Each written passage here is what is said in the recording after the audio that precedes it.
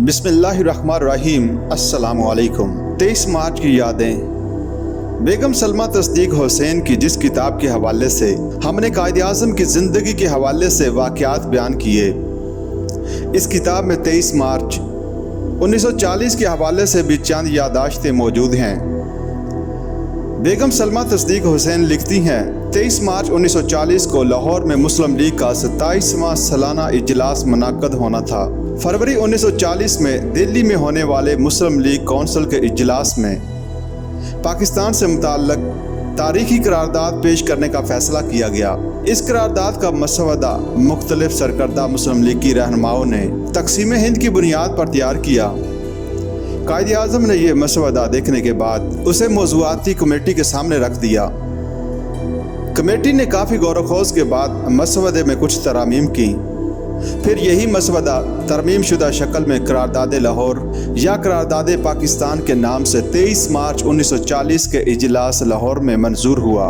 1940 की इसी करारदाद के बाद मुसलमानान हिंद के सामने पहली मरतबा एक आज़ाद, खुद मुख्तार और इस्लामी ममलकत का तस्वर पूरी वजाहत के साथ उभरा। इन दिनों इसे करारदाद हिंद कहा गया। सिर्फ बेगम मोहम्मद अली जौहर ने इसके लिए करारदाद पाकिस्तान के अल्फाज इस्तेमाल किए।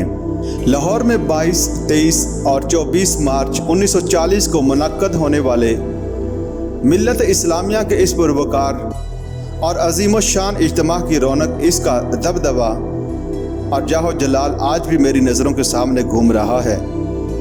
मिंटो पार्क, जिसे आजकल इकबाल पार्क कहा जाता है, इसके वसीओ अरीज़ मैदान में नहायत शानदार पिंडाल, कारकुनों के कैंप का तवील सिलसिला, सब्ज़ वादियों में मलबूस रज़ाकार, मुस्लिम लीग की रहनुमाओं का हजूम, कारकुनों की दौड़ धूप, मेहमानों की आमद और स्टेज पर कायद आज़म का बारो पुरवकार चेहरा, ये सब कुछ कल की बात मालूम होती है।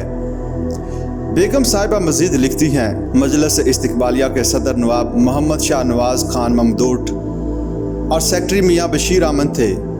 ख़वातीन की अलग इस्तकबालिया कमेटी कायम थी। ख़वातीन रज़ाकार टीम का कैप्टन मुझे बनाया गया। इस्लामिया कॉलेज कॉपर रोड में मेहमान ख़वातीन के क़याम का बंदोबस्त हमारे ज़िम्मा था। बेगम कलंदर अली और फातिमा बेगम साहिबा के ज़िम्मे मेहमानों के तआम का इंतज़ाम था। बहुत सी ख़वातीन मंदूब शहर के मुअज़्ज़ज़ीन के घरों में ठहराई गईं। इनकी आमदरफ्त के इंतज़ामात रज़ाकार ख़वातीन के सुपर्द थे। मेहमान ख़वातीन में मद्रास से दिल्ली और पंजाब से सरहद तक मजलिस आमला की 23 और 150 से ज़ायद मंदूबीन शामिल थीं। ख़वातीन के लिए पिंडाल में पर्दे का इंतज़ाम था। अल्लाह ताला का करम शामिल हाल था।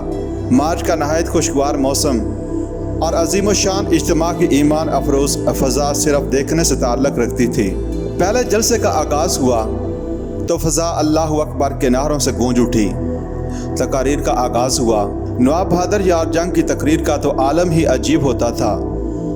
बाकायदा कार्रवाई ख़त्म होने पर इनकी तकरीर रात 10 बजे शुरू हुई तो सुबह 4 बजे तक जारी रही और अवाम की हालत ये थी कि कोई अपनी जगह से ना हिला।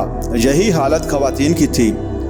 हमारी मसरूफियतों का ये आलिम था कि हम 3 दिन तक अपने घरों की सूरत ना देख सके। मेहमान ख़वातीन की रहाइश व आसाइश का इंतज़ाम करना था और पंजाब की रवायती मेहमान नवाजी को भी शायान शान तरीक़ से निभाना था। यूपी, सीपी, बिहार, बंगाल, दिल्ली, सिंध, बंगाल और ना जाने कहाँ कहाँ से ख़वातीन इजलास में शरीक थीं। इस दौर की सियासत का तकाजा भी ये था कि ये करारदाद पंजाब के दिल लाहौर में पेश और मंजूर हो। इसी बिना पर कायद आज़म ने आल इंडिया मुस्लिम लीग के सदर की हैसियत से बनफ्स नफीस इस इजलास की तैयारी में खसूसी दिलचस्पी ली थी। अगरचे इस वक्त पंजाब में मुखालिफ लोगों की भी कमी न थी। आखिरी वक्त तक कायद आज़म को हज़ारों खतूत और तारें भेजी गईं कि लाहौर में जलसा मुनक्कद न किया जाए क्योंकि फसाद का शदीद खतरा है। मगर कायद आज़म का इस्तिक़लाल और अज़्म इन धमकियों से कब मुतासर हो सकता था। उन्होंने वाज़ेह अल्फाज में कहा, इजलास होकर रहेगा और लाहौर में होगा। हकीकत ये थी कि आल इंडिया कांग्रेस, यूनियनिस्ट हुकूमत और दीगर मुस्लिम लीग मुखालिफ ग्रुप मुस्लिम लीग की रोज़ अफजू मकबूलियत और कायद आज़म के सहर सियासत से हवास बाग था और खाइफ थे।